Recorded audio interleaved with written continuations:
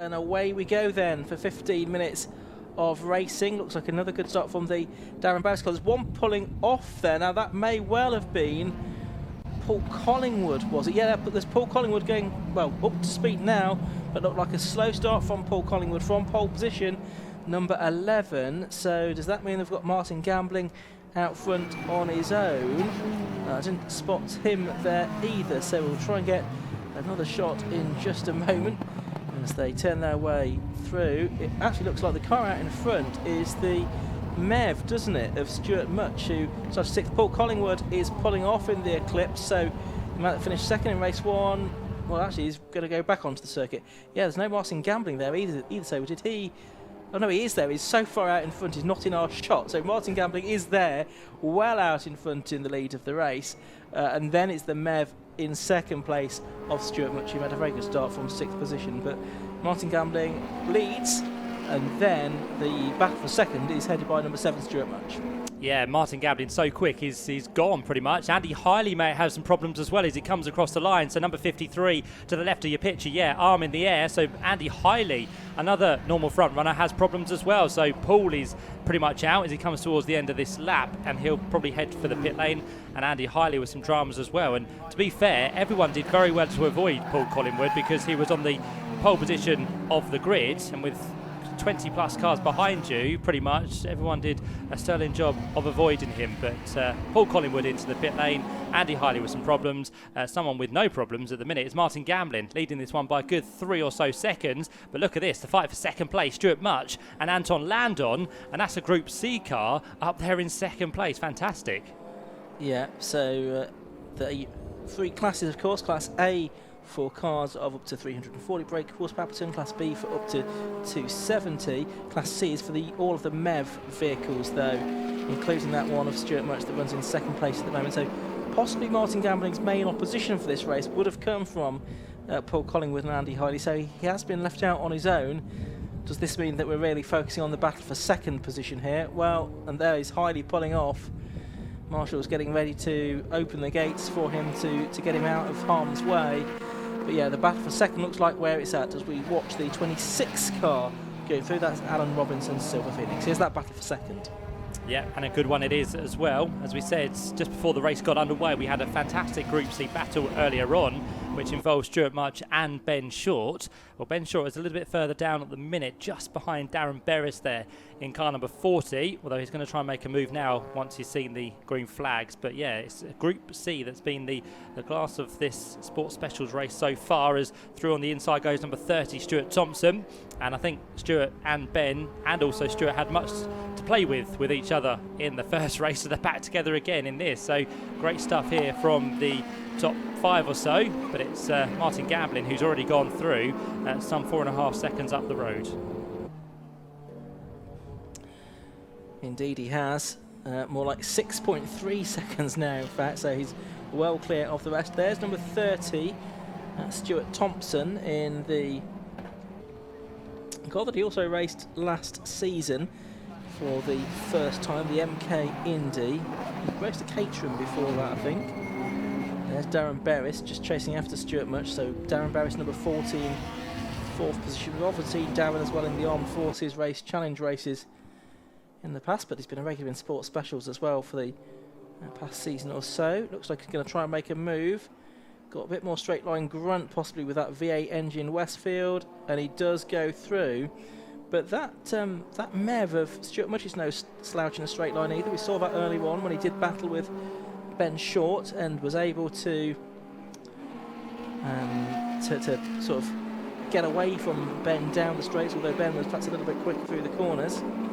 So let's see how this pans out down the straights. Well, Barris, I think, is going to stay ahead, although Much dives down the inside into Cop's corner, and he does make it through on the brakes for the right-hander. He does indeed, so Much keeps himself in 3rd place, but he's got to be careful not to fight too hard here with the different class cars, because before too much longer, his fellow Group C competitor, Ben Short, may be with him. So Ben's being spurred on for now by Stuart Thompson. A little bit of a moment there for number 29, is that possibly? I think it is. Yeah, it is the 29 car, isn't it? Which is out of the race, which is Justin Cox's Caterham, and he was a non-finisher earlier on as well. Yeah, so some problems there for that car. So double yellows as they work their way in towards what's going to be Luffield. So that car now being pushed to a place of safety just through camera point there by the marshals. And as soon as they see the green flag, it's Stuart Thompson on the attack. So he goes through now on Ben Short. And as I said, this is deja vu because this is exactly what happened in race number 1, although they were also with Stuart Much at the time, and he's not too far up the road as he now makes a move on Darren Berris. So back into third place goes Stuart Much. Up the road is still Anton Landon, Class A car, which sits there in second place overall, albeit 7 seconds now behind Martin Gamblin. But this is definitely the fight of the race so far. Yeah, it certainly is, isn't it? So 7 Stuart Much, 40 Darren Berris, then just behind you've got 71 Ben Short, back ahead of 30 Stuart Thompson, and Mark Conroy, number 20, in the S2000 engined Sienna, closing in on them as well. In the background you can see the Class B leader, number 74 I should say, Steve Wells, the driver from the Isle of Wight. He's leading Class B comfortably again. He won it earlier on today as well. Of course, number 30 Stuart Thompson originally raced in Class B. He switched to Class A in this former championship winning car, however. Along the national pit straight they go with 8.5 minutes to go. The first race went for 15 laps, so I'd imagine we'd get the same race distance out of this one as well. Turning their way through Copse Corner, the rear of that little group is Mark Conroy, you can see, in the Sienna. There's Berris being pushed hard by Stuart Much, but Berris it is that's back ahead at the moment, so a good scrap between those two. They've changed positions several times. And along the straight goes Stuart Thompson with Ben Short in close proximity to him. Then it's Mark Conroy, then as I say in the background, a very lonely actually Steve Wells. Through goes number 7 once again then, so Stuart Much back ahead of Darren Berris. Then Darren Berris fights back round the outside in towards Luffield, gets much more momentum and grip on the outside as Darren, so he now finds himself in third, and that should remain the case as they come up towards the line. So number 40 ahead of number 7, then through in 5th place number 30, which is Stuart Thompson in that next car through, number 30, so he pushes on. And then Ben Short, number 71, is just ahead of Mark Conroy, who has also joined the mix now as well. So Mark, who runs in 7th place, non-finisher from race number 1, so things seem to be going a little bit better for him on this occasion. But these groups now just starting to pair themselves up, haven't they? Because you've got Much and Berris together. Oh, we've got a race leader, Martin Gamblin, with a problem. So it hasn't been the day for Class A, has it? Because we had problems for Paul Collingwood, we had problems for Andy Hiley, and with a bang of the steering wheel, Martin Gamblin is not having much luck either.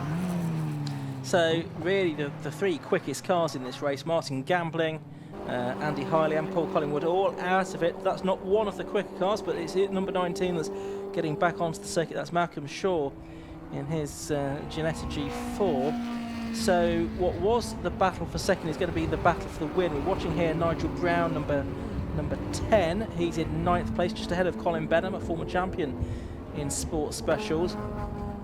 And then just behind him, I think, is 46 Warren Vesey as well, getting ahead of Gerard O'Donoghue, who completed the first race, albeit he did make a visit to the pits during the course of it. So Nigel Brown in a Class A car, the others in this group in B or C class cars, but they're having a good scrap. Up and over the line they go to complete their 8th lap.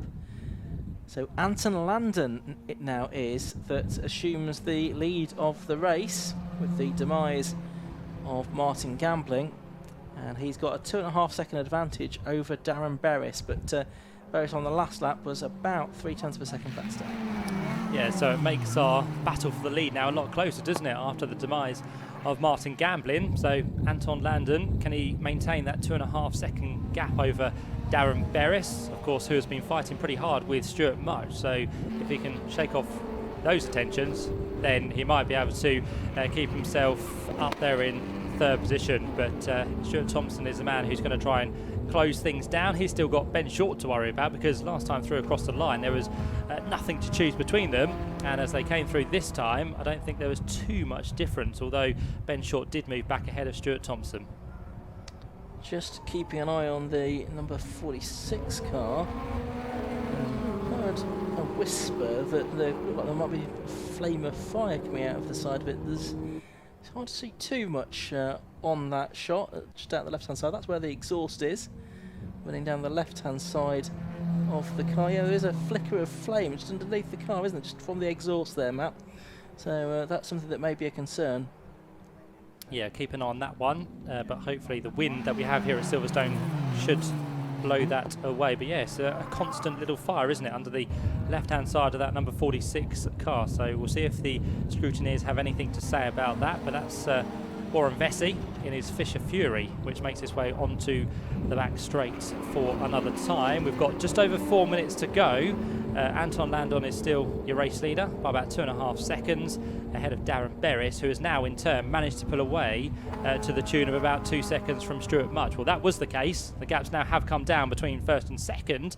Darren Berris in the Westfield trying to catch up with the Sienna of Anton Landon, and is doing a good job about it, because last time through he was about 9/10 of a second quicker than the race leader. Yeah, he was, so we'll try and pick up in a moment on what's going on for the lead. We're still watching this battle for 8th, 9th, 10th and 11th come down towards us, and Vesey has now gone to the rear of that group. Those are the two leaders just going through shot then. This the scrap for 3rd and 4th, and also for the Class C win. That's Stuart Much versus Ben Short. Here are the 5th and 6th place cars as well. Stuart Thompson and Mark Conroy going side by side, so they're really paired off, but you've got a battle for the lead, you've got a battle for 3rd, you've got a battle for 5th as well, with 3.5 minutes of the race to go. Stuart Thompson makes a mistake there. He clips the curb, clips the bank on the inside of Luffield there. That just sends the car across the circuit briefly, and that's a mistake that he will regret, I'm sure, because it's allowed Mark Conroy to get through Paul away quite convincingly. Now Mark Conroy is going to, Stuart Thompson is going to struggle to recatch Mark Conroy for 5th position. I think that number 30 car may have some more serious problems, because it had just started to slow off before that incident. So let's see if number 30 falls further back. He's got Stephen Wells to worry about before too much longer, as they work their way down towards Beckett's now as they come into shot. It doesn't look too bad. I think it's picked up the pace once again, but now down to 6th place has gone Stuart Thompson. Here's that fight for 3rd place, and more importantly for Class C honours as well. So Stuart Much still remaining ahead of Ben Short by a few tenths of a second, but this is exactly what we saw in race number 1 as well. So nothing has really changed. I think the only thing that has changed is that number 30 is not embroiled with them as well, because Stuart Thompson was a little bit of a nuisance for these two earlier on. It was a great race, but they were trying to focus on their own class battle as they come through now to complete 12 laps. Onto lap number 13 they go, and just to point you in the direction of the top two, that gap between Anton Landon and Darren Berris has now grown slightly to almost 2 seconds. Less than 2 minutes to go in this race then. I can see the battle we were watching earlier on out of my window. Gerard O'Donoghue has got ahead of Nigel Brown now for 8th position.